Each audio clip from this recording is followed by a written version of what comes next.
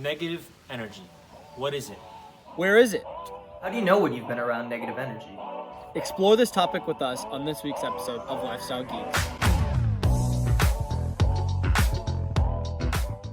You know that feeling you get when you've been around toxic people for too long, or people that keep telling you that you can't do this or can't do that? You start to get a heavy feeling, like a burden almost. It leaves you feeling lethargic, exhausted. Well, that feeling is the product of negative energy. Negative energy often takes so much positive energy to oppose that it often ends up overwhelming most people. It manifests itself in schools and workplaces as peer pressure, stress, and constant comparison between you and others.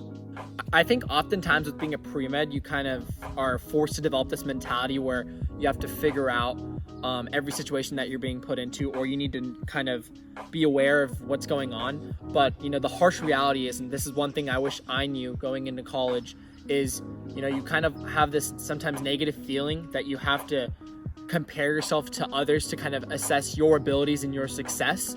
And this in turn can lead to a lot of unhealthy behaviors. And we just want to address some of these unhealthy behaviors and kind of showcase what works for us and kind of how we tackle these behaviors. Some of these situations may arise, for example, GPA, exams, extracurricular activities. How can you acknowledge these situations and still not let it affect you? Be independent. I know this is like a very common thing to say, but worry more about yourself than about others. One thing I've realized is people crave your energy if you have good intentions. People always want a piece of that, and they want to take as much as they can until, there's no more good energy left. Now, Uday mentioned ways to understand your surroundings. I think there are a few solutions that we've learned. Actively avoid negative situations by understanding your surroundings and making the right decision. One thing that might be hard as we navigate academic life during COVID is not being in an academic environment that we're used to.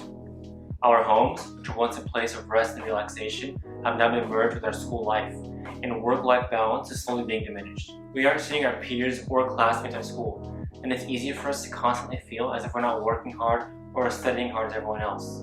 This can lead to imposter syndrome. Thanks, Rami. Imposter syndrome can loosely be defined as doubting your abilities or feeling like a fraud. This disproportionately affects high-achieving people who feel like they're not deserving of their accomplishments. If you ever feel like this, it's nothing to be ashamed of. It's important that you can identify it. But obviously, avoiding is never entirely possible, and it's not realistic to think you can avoid every negative situation that would ever come your way. People's negative energy starts to take an effect on you in the form of negative thoughts. Negative thoughts can manifest themselves in many different ways: fear, anxiety, doubt, and imposter syndrome. The important thing to do is when you come in contact with it, you need to learn how to identify it. Identifying that you are having a negative thought is often half the battle. Once you know that you are having a negative thought, then you can make the proper steps to combat the negative thought. So, how do you go around combating the negative thought?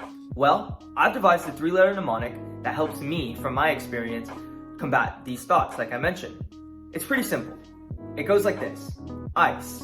I, identify the thought, as we mentioned already. C, clear your head and cut the thought out of your mind. And finally, E, emphasize the truth and emphasize positive affirmations to replace the negative thought you just cut out. I like ICE because it's easy for me to understand, especially the concept. Just like in sports, when you get hurt or anything, you use ICE. ICE helps you heal, and ICE helps you recover. This ICE is the same thing. If you think of every negative thought as damaging or painful, then ICE will help you combat these negative thoughts and help you recover. Another way of thinking of it is like a failing organ. When you have something negative, you need to locate it, you need to cut it out, and you need to replace it with something positive. So, you kind of build back that positive mindset. You don't want that negative failing organ bringing you down. Sometimes when other people feel negative, they try and project that negativity towards you. It's kind of like having the flu and someone spreads it to you. They might not mean to, but inevitably it happens. Now, what is projection? Projection is unconsciously taking unwanted behaviors that you have yourself and attributing them to someone else. If someone feels something negative, oftentimes they don't want to feel alone in this process. So they'll try as hard as they can to get others to feel, that pain. And sometimes that's too much of a burden for someone else to carry, and this compounds on and just adds to more stress. However, with all this stress kind of piling up on top of you, it's not healthy one bit. Pre-meds just can't do that. Already, we kind of put our own stresses on ourselves. We already have our own worries. And imagine trying to handle another person's. It's just not possible. It's not healthy. And it's not going to get you anywhere.